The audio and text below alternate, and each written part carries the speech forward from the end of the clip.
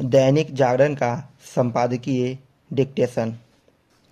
गति 80 शब्द प्रति मिनट। स्टार्ट। यह स्वागत योग्य है कि सुप्रीम कोर्ट उस याचिका की सुनवाई करने को तैयार है जिसमें यह मांग की गई है कि दोषियों को राजनीतिक पार्टी बनाने और किसी दल का पदाधिकारी बनने पर रोक लगाई जाए।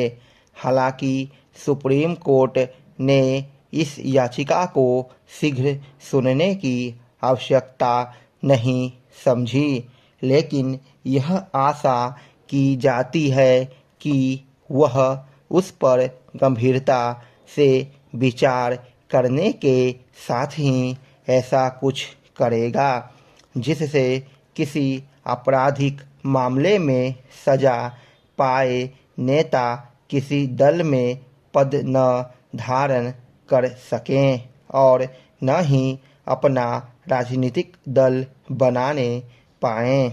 ऐसी कोई व्यवस्था बनाना इसलिए आवश्यक है क्योंकि कई ऐसे नेता हैं जो सजायाफ्ता होने के बाद भी अपने दल में कोई न कोई पद धारण किए रहते हैं अथवा उन्होंने अपने राजनीतिक दल का गठन कर लिया है। यह और कुछ नहीं, सजायाफ्ता नेताओं की ओर से पर्दे के पीछे से की जाने वाली राजनीति है। उनकी यह सक्रियता राजनीति के अपराधीकरण को रोकने के प्रयासों पर पानी फेरने का ही काम करती है। यह सही है कि ऐसे नेता चुनाव नहीं लड़ सकते, लेकिन वे राजनीति में सक्रिय रहकर उसे प्रभावित करने का काम तो करते ही हैं। ऐसे नेता कई बार दल विशेष के कर्ता धर्ता बनकर उसकी रीति नीति तय करने का भी काम करते हैं।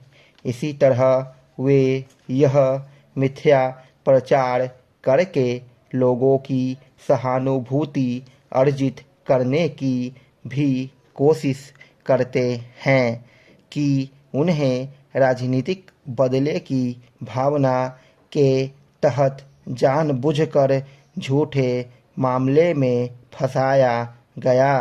सजायाफ्ता नेता ऐसे कुतर्क भी खूब देते हैं कि सबसे बड़ी अदालत जनता है।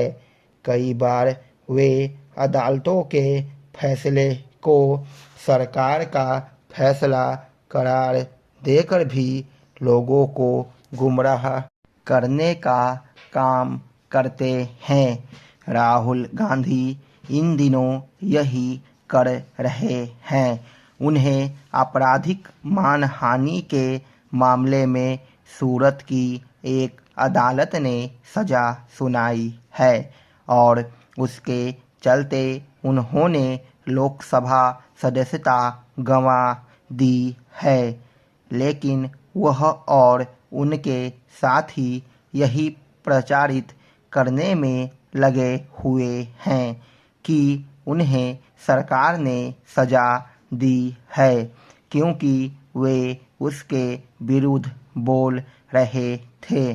स्पष्ट है कि वह पीड़ित होने का दिखावा इसीलिए कर रहे हैं क्योंकि यह जान रहे हैं कि सांसद न रहते हुए भी कांग्रेस की राजनीति उनके ही इर्द गिर्द घूमती रहेगी और उन्हें कुछ हमदर्दी हासिल हो जाएगी।